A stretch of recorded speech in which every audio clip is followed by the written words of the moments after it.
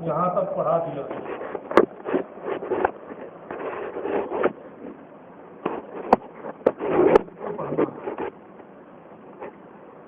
فالخاص لفظ وضع لمعنى معلوم او لمسمى معلوم على الانفراد. وضع کے اعتبار سے لفظ کی کتنی قسمیں ہیں؟ 4. خاص، عام، مشترک، مؤول.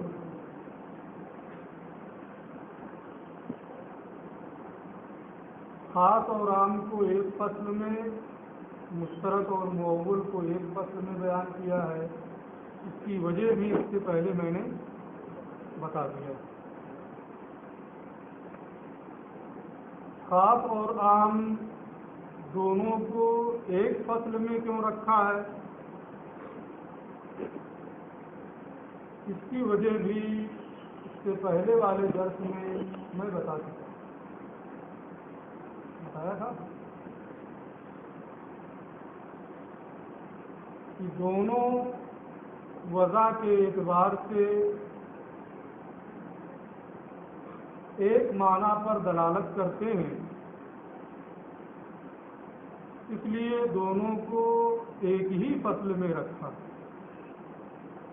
یہ الگ بات ہے کہ خاص جو ہوتا ہے افراد سے خالی ہو کر کے ایک معنی پر دلالت کرتا ہے،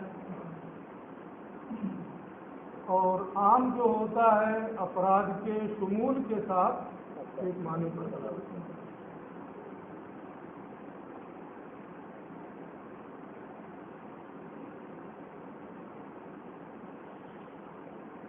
خاص کو عام پر مقدم کیا. کتاب کہاں ہے؟ کیا نام ہے کتاب کہاں ہے؟ تاخیر ہو گئی. کیوں تاخیر ہو گئی؟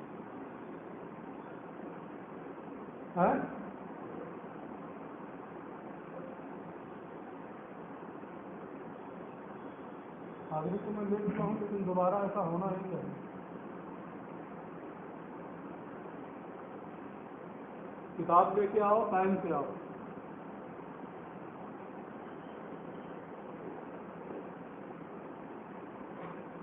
خاص کو عام پر مقدم کیا ہے، اس کی وجہ بھی میں نے اس کے پہلے بتایا ہے کہ خاص کا حکم جو ہے قطعی اور یقینی ہے. نیز خاص عام کے مقابلے میں مفرد کے درجے میں ہے، اس لیے خاص کو عام پر تعریف پڑھنا ہے. انہوں نے خاص کی تعریف یہ کی ہے کہ خاص ایک ایسا لفظ ہے جو معنی معلوم یا ذات معلوم، شخص معلوم، مسمى معلوم کے لیے تمام افراد سے منفرد ہو کر وضع کیا گیا ہو.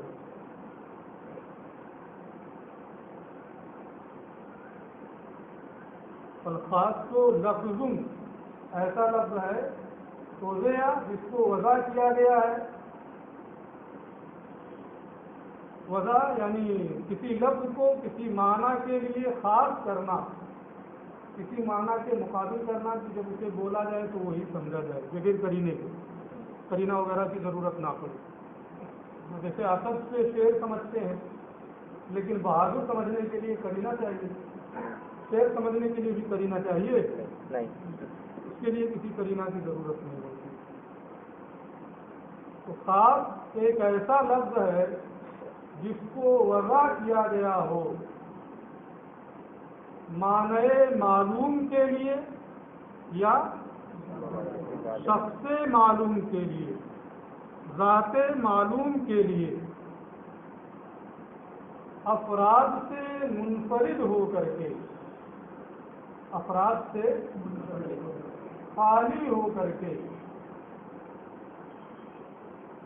اب ایک چیز اس میں عام طور پہ جو بتائی جاتی ہے، کیونکہ اس طریقے کی بحثیں ابھی پڑھے ہوں گے کافی دن ہوگی، کہ تعریف جو ہوتی ہے وہ جنس و فصل سے مرکب ہوتی ہے. پڑھے نا؟ تعریف جنس اور فصل سے مرکب ہوتی ہے. جو فصلیں ہوتی ہیں وہ تعریف کو ممتاز کرنے کے لیے ہوتی ہیں، غیر معرف کو خارج کرنے کے لیے ہوتی ہیں. جس کی تعریف کی جا رہی ہے اس کے علاوہ کو خارج کرنے کے لیے.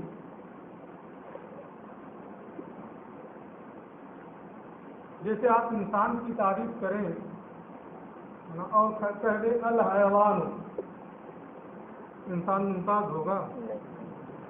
یا کہہ دیں الحیوان الماشی، چلنے والا انسان، چلنے والا حیوان، انسان ممتاز ہوگا؟ جب آپ کہیں گے الحیوان الناطق تو انسان جس کی آپ تعریف کر رہے ہیں وہ غیر انسان سے ممتاز ہو جائے گا.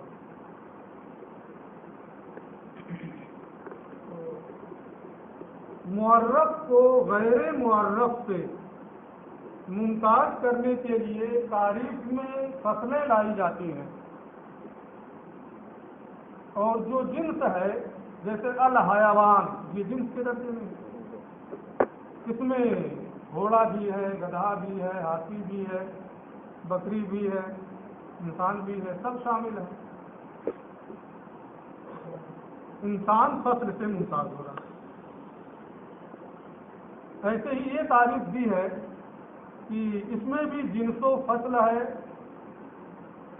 کچھ ایسے الفاظ ہیں جو سب کو شامل ہے، اور پھر کچھ ایسی چیزیں لائی گئی ہیں جس سے خاص اپنے علاوہ سے ممتاز ہو جائے. لفظ کی تعریف آپ بار بار پڑھتے رہتے ہیں، ما تلفظ به الانسان، اس کی کوئی ضرورت نہیں ہے، لیکن میں نے بتا دیا ہے نا، نہ بتاتے ہوئے بھی کہہ دیا ہوں. وضع کا معنی بتا ہی چکا ہوں، اور جو میں نے اس سے پہلے کے درس میں بتایا ہے وہ چیزیں آپ کو یاد ہوں گی تو یہ معلوم ہوگا کہ وضع تو خاص کی بھی ہوتی ہے، وضع ہی کے اعتبار سے ہے نا، کس میں؟ تو وضع کا دخل خاص میں بھی ہے، عام میں بھی ہے، مشترک میں بھی ہے، مؤول میں بھی ہے، کیونکہ یہ ساری قسمیں وضع ہی کے اعتبار سے ہیں. تو کوئی ایسا ہے جو غیر موضوع ہو؟ سب موضوع ہے نا. اس لیے اوزیہ جو ہے یہ جنس کے درجے میں، اس میں خاص، عام، مشترک، مؤول سب شامل ہیں. جیسے جب حیوان کہا تھا تو ہاتھی، گھوڑا، بکری سب شامل تھے، ایسے ہی اس میں بھی کیا ہے؟ سب شامل ہے، عام، خاص، مشترک، مؤول.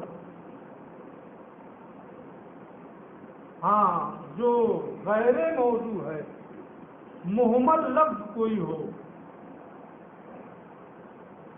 جیسے اس میں پڑھا ہوگا مرقات میں کہ دیوار کے پیچھے سے سنی جانے والی آواز، کیا بولتے ہیں اس کو؟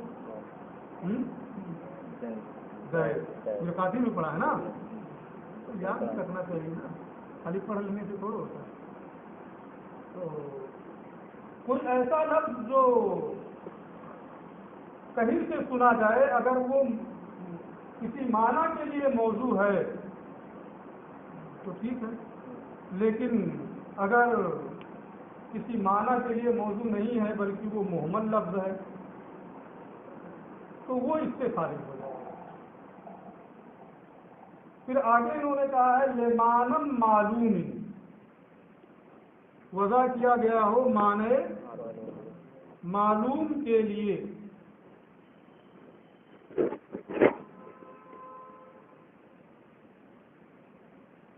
اب اس معنی معلوم میں دو احتمال ہیں. اصل میں جو چیز معلوم ہوتی ہے اس کے دو پہلو ہوتے ہیں. ایک یہ ہوتا ہے کہ یہ معلوم المراد ہے. کیا ہوتا ہے؟ معلوم المراد. معلوم المراد. اور ایک یہ ہے کہ یہ معلوم البیان ہے.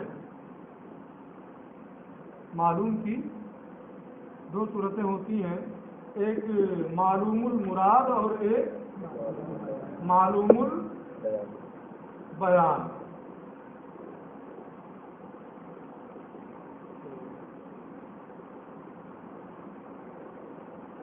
اگر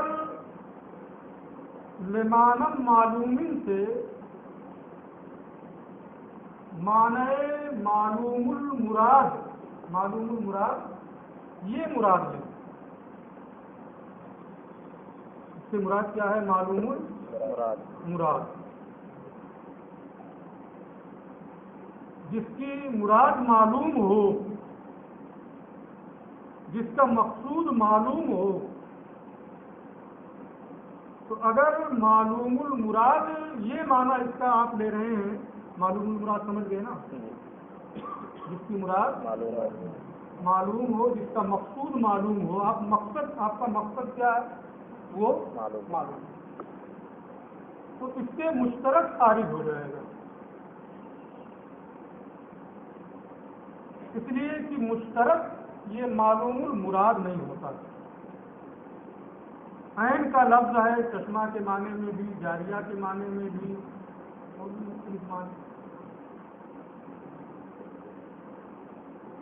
تو وہ معلوم المراد نہیں ہوتا.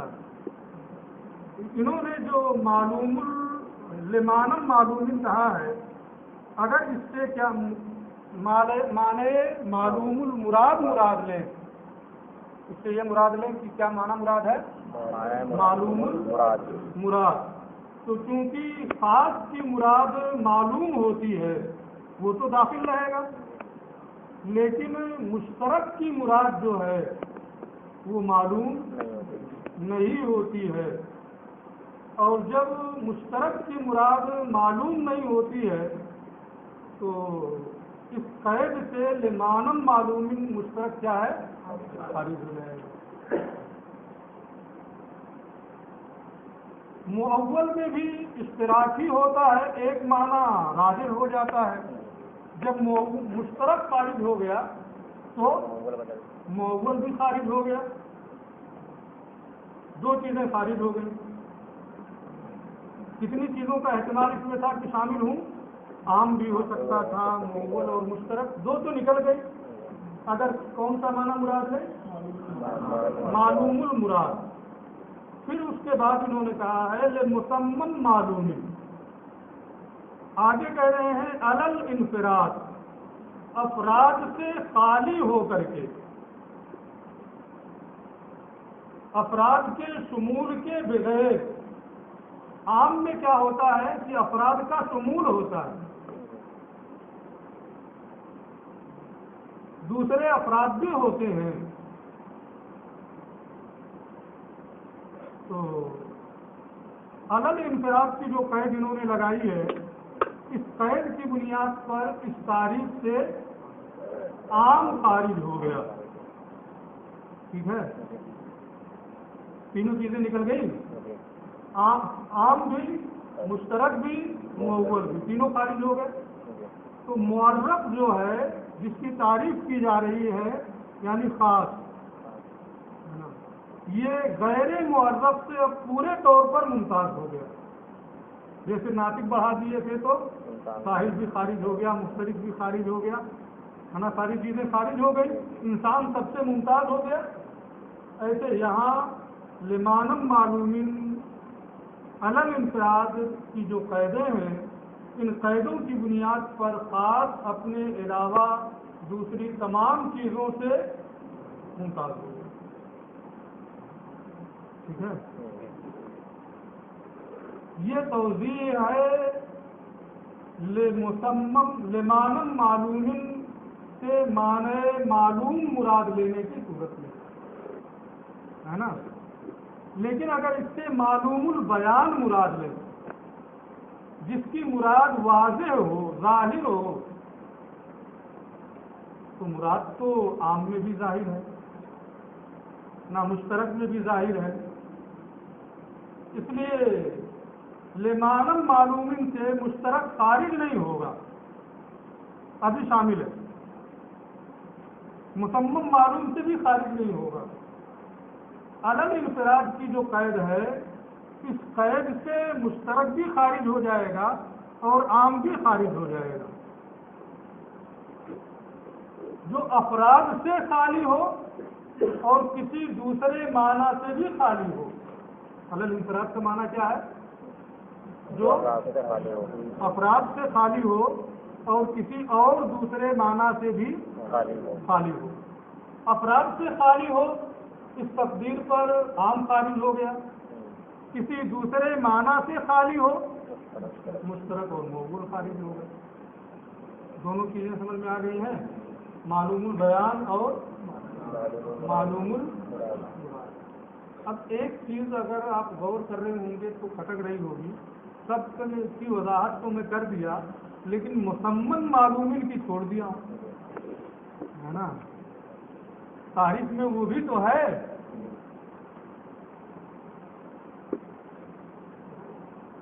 اس کا جو اضافہ کیا ہے لمانم معلوم اور لمسمم معلوم، کیونکہ خاص کی 3 قسمیں ہیں، خاص النوع، خاص الفرد، خاص الجنس. نیچے آ رہا کتاب میں بھائی ہے نا، پھر میں یہاں سے تھوڑا بتا رہا ہوں، کتاب سے بتا رہا ہوں. 3 قسمیں ہیں ہے نا. تو لمانم معلومین میں 2 قسمیں شامل ہیں، خاص النوع، خاص الجنس. لمسمم معلوم کہہ کر کے خاص الفرد کو بھی شامل کیا ہے کہ خاص کی تمام صورتیں اس میں آ جائیں. اب وہ خاص الفرد کیا ہے، خاص النوع کیا ہے، خاص الجنس کیا ہے، وہ نیچے تاریخ سمجھ گئے ہیں نا. دیکھ لیں ترجمہ. خاص ایک ایسا لفظ ہے جس کو وضع کیا گیا ہو ایسے معنی کے لیے جس کی مراد معلوم ہو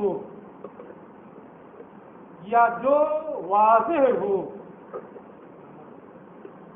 یا اول مسمم معلوم یا ذات معلوم کے لیے جس کی وضع کی گئی ہو، جس کو وضع کیا گیا ہو. علل انفراد افراد سے خالی ہو کر کے یا افراد اور دوسرے معنی سے خالی ہو کر کے. جو وضاحت کی ہے میں نے اسی اعتبار سے ترجمہ بھی دونوں کر دی ہے. ٹھیک ہے. قول لینا جیسے ہمارا یہ کہنا کہ تخصیص الفرد، خاص الفرد میں یعنی جو ذات واحد کے لیے موضوع ہو، جو ذات واحد کے لیے موضوع ہو، شخص واحد کے لیے جس کی وضع ہوئی ہے اسے خاص الفرد کہتے ہیں. ایک فرد کے لیے جس کی وضع ہوئی ہے، جیسے زید، بکر، محمود، خالد، حامد، یہ فرد واحد کے لیے وضع ہے نا. ہاں ایک ہی نام کئی لوگوں کا ہو تو مختلف وضع سے ہے نا. ایک وضع سے کئی لوگوں کا نام محمود ہے تو میرے لیے الگ وضع ہے، اس کے لیے الگ، اس کے سب کے لیے الگ الگ ہے. خاص الفرد جو ذات واحد اور شخص واحد کے لیے موضوع، یہ پہلی قسم. کسی کو شامل کرنے کے لیے یہ مسمم معلومین کا اضافہ کیا. وفی تخصیص النوع، شرح تہذیب تک پڑھ چکے ہیں آپ، نوع اور جنس سمجھانے کی کوئی خاص ضرورت نہیں ہے، لیکن آپ نے شرح تہذیب تک جو پڑھا ہے اور اب قطبی اور میر قطبی پڑھ رہے ہیں اس میں یہ آپ نے پڑھا ہوگا کہ کثیرین متفقین بالحقائق، اسے کیا کہتے ہیں؟ نو کثیرین مختلفین بالحقائق اسے کیا کہتے ہیں؟ کیونکہ اہل منطق یہ حقائق سے بحث کرتے ہیں، اس لیے وہ کثیرین متفقین بالحقائق یا کثیرین مختلفین بالحقائق یہ تعریف کرتے ہیں۔ اہل اصول کو حقیقت سے کوئی مطلب نہیں ہے، حقیقت کا مطلب کہ اس کی ماہیت کیا ہے، اس سے ان کو کوئی مطلب نہیں ہے۔ اہل اصول مقاصد سے بحث کرتے ہیں، اس سے مقاصد سے بحث کرتے ہیں، اس لیے اب وہ منطق والی تعریف یہاں بھول جائیے آپ۔ خاص النوع کی تعریف اہل اصول یہ کرتے ہیں کثیرین متفقین بالاغراض، ایسے کثیرین جن کے مقاصد ایک ہوں، جن کے مقاصد ایک ہوں۔ مصداق تو ایک ہے اور اس کے تحت بہت ساری چیزیں آتی ہیں، اس کے کوئی فرق نہیں پڑے گا۔ تو کثیرین متفقین بالاغراض اس کو کیا کہیں گے؟ اہل اصول کے نزدیک نو کہیں گے، جیسے رجل مرد، اس کے تحت بہت سارے ہیں، ہے نا، لیکن یہ موضوع معنی واحد کے لیے انسان مرد کے لیے موضوع ہے، اس کا معنی موضوع کیا ہے؟ مرد، ہے نا۔ ایک معنی کے لیے یہ موضوع ہے، اس کے مصداق کئی ایک ہے، اس سے فرق نہیں پڑے گا، ہے نا۔ اس چیز سے کئی لوگ متفق ہوتے ہیں، اس سے فرق نہیں پڑے گا۔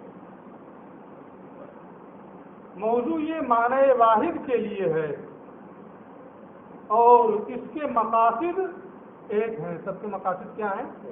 ایک ہیں، نماز پڑھائے، ہے نا، اور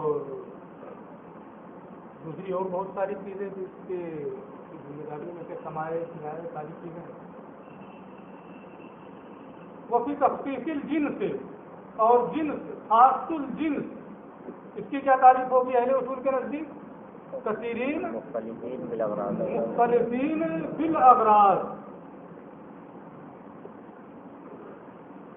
جس کے اغراض مختلف ہوں۔ اب رجل انسان میں اگرچہ اہل منطق کے اعتبار سے یہ نو ہے، جنس نہیں ہے، اہل منطق کے اعتبار سے یہ کیا ہے؟ نو ہے، لیکن اہل اصول کے نزدیک یہ کیا ہے؟ جنس ہے، کیونکہ اس میں ایسے بہت سے افراد پائے جا رہے ہیں جن کے مقاصد الگ الگ ہیں۔ انسان میں مرد بھی ہے، عورتیں بھی ہیں، اور مرد کی پیدائش کے مقاصد میں یہ ہے کہ وہ نبی ہو، امام ہو، شاہد حدودوں کے ساتھ میں گواہ بنے وغیرہ ذالکہ، اور عورت کی تخلیق کے مقاصد میں یہ ہے کہ اس کے بچے پیدا ہوں، مدبرہ ہو، ان میں ولد ہو، گھر کی ضروریات کو انجام دے وغیرہ ذالک۔ تو اس کے تحت انسان جو لفظ ہے یہ موضوع تو ایک معنی کے لیے ہے، لیکن اس کے مصداق کئی ایک ہیں، اس سے کئی چیزیں متفق ہوتی ہیں، ایسی کئی چیزیں جن کے مقاصد الگ الگ ہوتے ہیں۔ لہذا اہل اصول کے نزدیک انسان یہ کیا ہے؟ جنس ہے۔ اہل منطق اگرچہ اس کو نو کے ذریعے سے تعبیر کرتے ہیں، ہم قوم و نحن قوم، ہم رجال و نحن رجال، لا مناقشۃ فی الاصطلاح۔ آپ پڑھے ہوں گے کہ فعل کی تعریف اہل نو کچھ اور کرتے ہیں، اہل منطق کچھ اور کرتے ہیں، ہے نا۔ تو اصطلاح میں کوئی مناقشہ نہیں ہے، ان لوگوں نے اپنے اعتبار سے، اپنے فن کے اعتبار سے تعریف کی ہے، اہل اصول نے اپنے اعتبار سے جو ان کے مقاصد میں اس کو یہ بات ہوئی۔ عام کی تعریف ہو گئی، اس کے فوائد قیود ہو گئے، اس کی قسمیں ہو گئی، اور خاص کے اس کے بعد عام، والعام کل لفظ ینتظم جمعا من الافراد، عام ہر وہ لفظ ہے جو تمام افراد کو ایک ساتھ شامل ہو۔ ینتظموں کا معنی کیا ہے؟ यश्तमिल हो, यानी एक साथ शामिल हो, यकबारगी शामिल हो। अब यहाँ ये किस्में किसकी हैं, आम और खास वगैरह, वज़ा के एतबार से है। तो अगरचे यहाँ कुल्लो लफ्ज़िन वज़िया का लफ्ज़ इस्तेमाल नहीं किया है, लेकिन वज़ा के माने का यहाँ एतबार है, वरना तो ये होगा कि मोहम्मद हो तो भी आम हो जाएगा, है ना। वज़ा का लफ्ज़ इस्तेमाल नहीं किया है, लेकिन ये किस्में जो हैं किसकी हैं, वज़ा के एतबार से, तो वो माना यहाँ मुतबर रहेगा।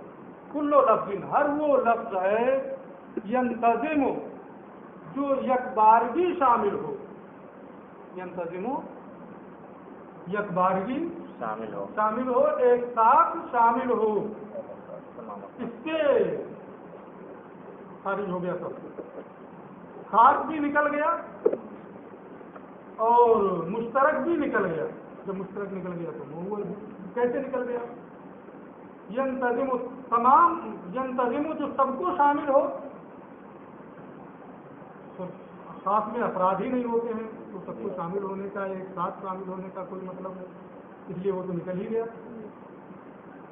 मुश्तरक में होते हैं अपराध, लेकिन खास और मुश्तरक और आम में फर्क ये है कि जो आम होता है वो तमाम अपराध को यकबारगी शामिल होता है, एक साथ शामिल होता है। मुस्लिमूना बोले आप, जितने मुसलमान हैं सबको वो शामिल, लेकिन जो मुश्तरक होता है वो बहुत से अपराध को अला सबील बदलियत शामिल होता है, कि एक माना ये है इसको शामिल होगा, फिर दूसरा माना इसको छोड़कर उसको शामिल होगा, तीसरा माना उसको शामिल होगा, तो उसमें यकबारगी शुमूल नहीं होता, बल्कि अला सबील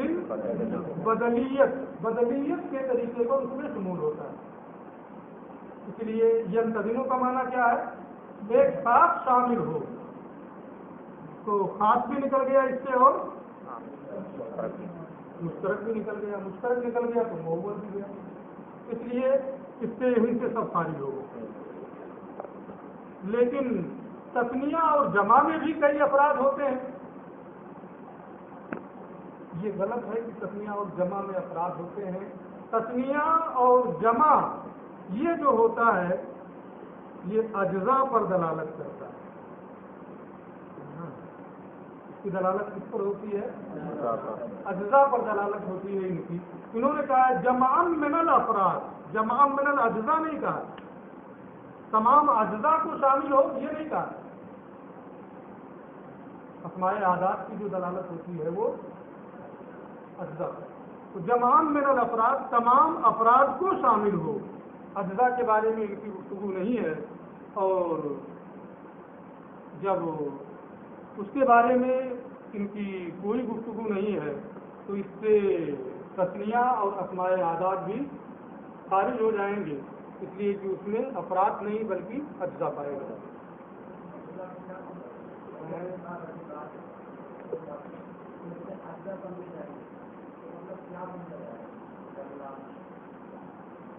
अब खुद कह रहा है अज्जा समझे जाएंगे, फिर कह रहा है क्या समझा जाएगा, पूछना क्या है।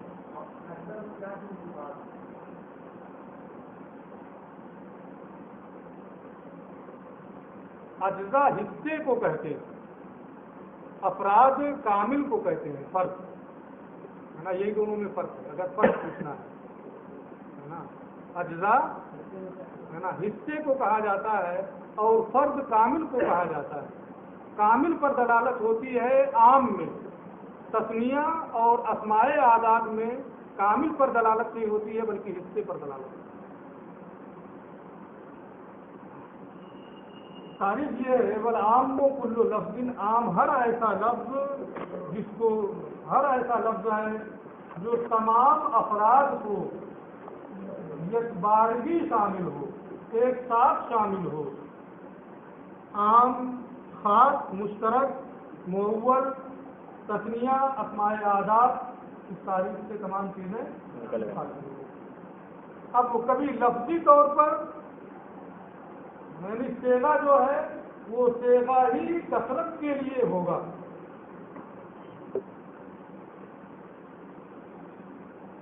جیسے مسلمون مسلمان، تو تمام افراد کو یہ ایک ساتھ شامل ہے.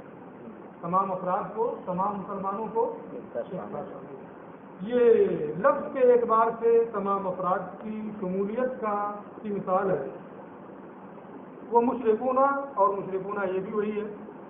وہ اما مانن یا لفظ تو مفرد ہو جمع نہ ہو، صیغے کے اعتبار سے مفرد ہو، لیکن وہ کئی معنوں پر دلالت کر رہا ہو، کئی افراد پر دلالت کر رہا ہو.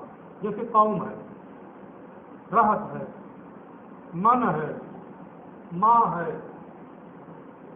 تو اگر معنی کے اعتبار سے تمام افراد کو وہ ایک ساتھ شامل ہو تو وہ بھی عام ہے. لفظ اور صیغہ کے اعتبار سے تمام افراد کو ایک ساتھ شامل ہو تو وہ بھی کیا ہے؟ عام. دونوں کی تعریف ہو گئی، عام کی اور خاص. اب سب سے پہلے کیونکہ خاص قطعی اور یقینی ہے اس لیے اس کا حکم یہ بتا رہے ہیں. تعریف یاد رہے گی نا؟ ہم پوچھیں گے جب دوسرے دن پڑھانے آئیں گے، اتنی لمبی گھنٹی ہے تو پہلے دونوں کی کسی سے بھی پوچھیں گے، خاص کی تعریف کرو، عام کی تعریف کرو، ہے نا؟ ضرورت پڑے گی تو فوائد قیود بھی پوچھیں گے کہ اس قید کا کیا فائدہ ہے، اس سے کون سی چیز خالی ہے. وہ حکم خاص یعنی کتاب اللہ میں اگر کوئی ایسا لفظ ہو جو مسمع معلوم یا معنی معلوم کے لیے انفرادی طور پر وضع کیا گیا ہے، ایسے کسی لفظ کا قرآن مقدس میں استعمال ہو. قرآن مقدس میں ایسے کسی لفظ کا استعمال آئے جو مسمع معلوم یا معنی معلوم کے لیے انفرادی طور پر وضع کیا گیا ہے، تو ایسی صورت میں اس لفظ کا جو معنی ہوگا، اس لفظ کے مطابق جو ہوگا، اس پر عمل کرنا قطعی اور یقینی طور پر واجب ہے. اگر کوئی ایسا لفظ قرآن میں آئے تو اس پر عمل کرنا واجب ہوگا، قطعی اور یقینی طور پر. یہ کتاب اللہ میں کوئی خاص لفظ اگر آیا تو یہ اس کا حکم ہوگا. مثال کیا ہوگی؟ جب میں پڑھا ہوں تب ہے نا، یا پڑھا رہا ہوں تھوڑا سا آگے بڑھ گیا کوئی چیز رہ گئی، صحیح مثال یہ دے رہے ہیں، مثال ہے نا. مطالعہ نہیں کیا ہے ویسے آ گیا عبارت کو ہم نے چھوڑ ہوتا ہے کچھ اور دیکھنا چاہیے نا.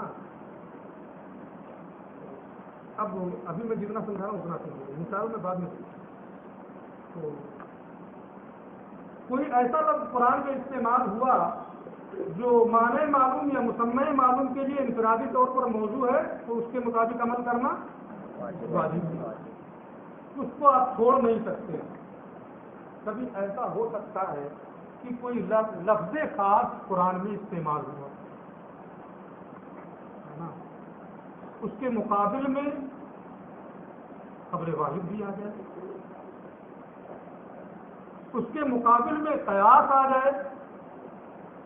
قیاس کا تقاضا کچھ اور ہے، خبر واحد کا تقاضا، خبر واحد سمجھ رہے ہو، وہ حدیث جس کا قول رسول ہونا یقینی نہ ہو، تواتر کے ساتھ منقول نہ ہو، شہرت کے ساتھ منقول نہ ہو، کسی ایک سے منقول ہو. میں اصطلاحی تعریف نہیں کر رہا ہوں، حدیث نہیں پڑھا رہا ہے نا، بس کچھ سمجھانے کے لیے ہے نا. حدیث میں جب پڑھنا تو اصطلاحی تعریف خبر واحد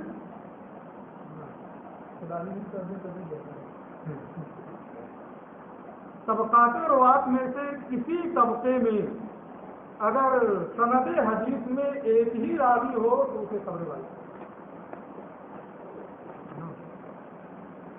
تو اگر کتاب اللہ کے اس لفظ خاص کے مقابل میں کوئی خبر واحد آ جائے، ایسی حدیث آ جائے جس کو میں نے بتایا، یا اس کے مقابلے میں کوئی قیاس آ جائے، خبر قرآن کی جو خاص لفظ ہے اس کا کچھ اور تقاضا ہے، خبر واحد کا تقاضا کچھ اور ہے، قیاس کا کچھ اور تقاضا ہے، تو کیا کریں گے؟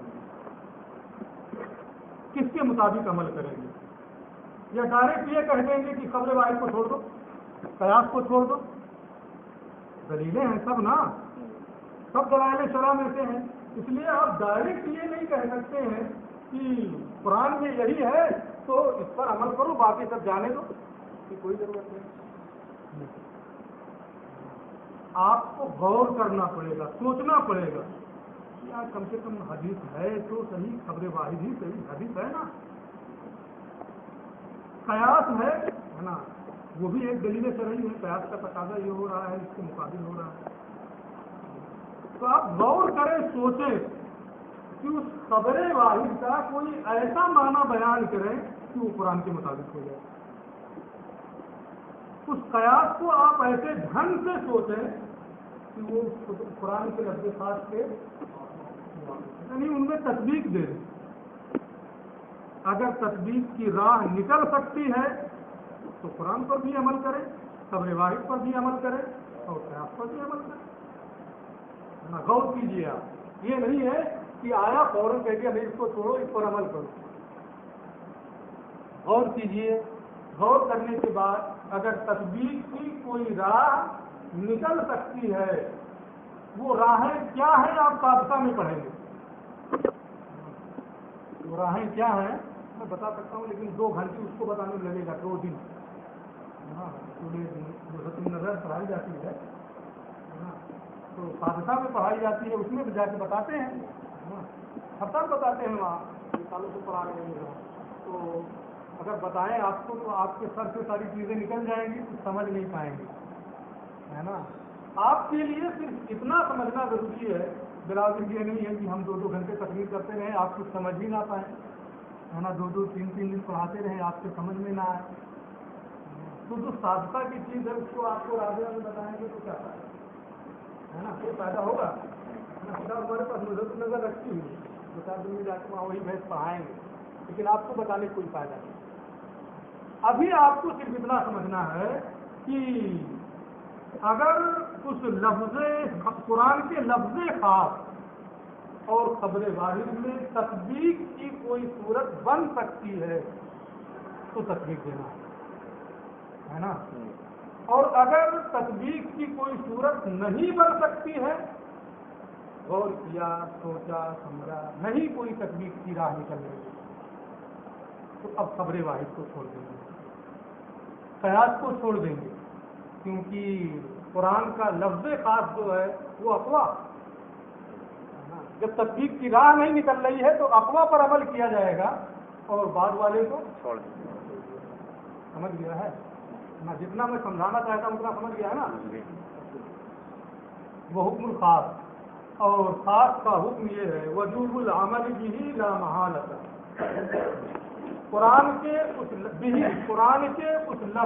خاص کے مطابق، صرف یہی کا ترجمہ میں کر رہا ہوں، قرآن کے اس لفظ خاص کے مطابق عمل کرنا واجب ہے، عمل کرنا واجب ہے، لا محالۃ، قطعی اور یقینی طور پر۔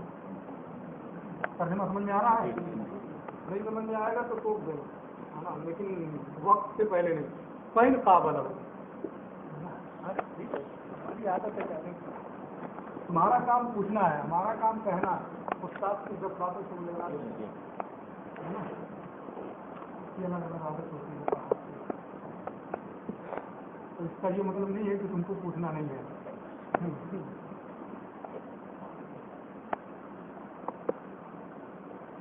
کتنا ہو گیا؟ فَإِنْ قَابَلَهُ، اگر قرآن کے اس لفظ خاص کے مقابل، یہ جو قرآن کے اس لفظ خاص، یہ جو میں ترجمہ کر رہا ہوں، قابلہ میں جو ہاں ہے صرف اس کا ہے نا، اگر قرآن کے اس لفظ خاص کے مقابل خبر واحد آ جائے، دونوں میں مقابلہ ہو جائے، تعارض ہو جائے بظاہر، یا قرآن کے اس لفظ خاص کے مقابل میں قیاس آ جائے، اس کا لفظ خاص کا مقابلہ تقاضا کچھ اور ہے، خبر واحد کا تقاضا کچھ اور ہے، قیاس کا تقاضا کچھ اور ہے، فَإِنْ أَمْكَنَ الْجَمْعُ بَيْنَهُمَا، تو اگر قرآن کے اس لفظ خاص اور خبر واحد کے درمیان، ایک معنی قرآن کے اس لفظ خاص اور قیاس کے درمیان، علی سبیل البدلیت یہاں دو معنی ہے نا، جس سے تعارض ہوا نا خبر واحد سے، تو خبر واحد اور قرآن کے اس لفظ خاص کے درمیان، قیاس سے ہوا تو قرآن کے اس لفظ خاص اور قیاس کے درمیان، اگر تطبیق دینا ممکن ہے، اگر اسے کسی ایک معنی پر جمع کرنا ممکن ہے، بدون تغییر کی حکم الخاص، اس شرط کے ساتھ کہ اس لفظ خاص میں کوئی کمی زیادتی نہ کرنی پڑے، منو ان اس لفظ خاص پر عمل کریں آپ، اس میں کوئی کمی زیادتی کوئی تبدیلی کیے بغیر خبر واحد پر بھی آپ عمل کر سکتے ہیں، قیاس پر بھی عمل کر سکتے ہیں، ایسی کوئی راہ نکل جائے تو اس صورت میں دونوں پر یوں ملو بے، تو دونوں پر عمل کیا جائے گا، وَإِلَّا، اور اگر تطبیق کی کوئی راہ نہیں نکل سکتی ہے، یوں ملو بالکتاب، تو قرآن کے اس لفظ خاص پر عمل کیا جائے گا اور اس کے مقابل میں جو خبر واحد یا قیاس ہے اسے چھوڑ دیا جائے گا، تفصیل آگے زیادہ تفصیل تو نہیں ہو جائے گی،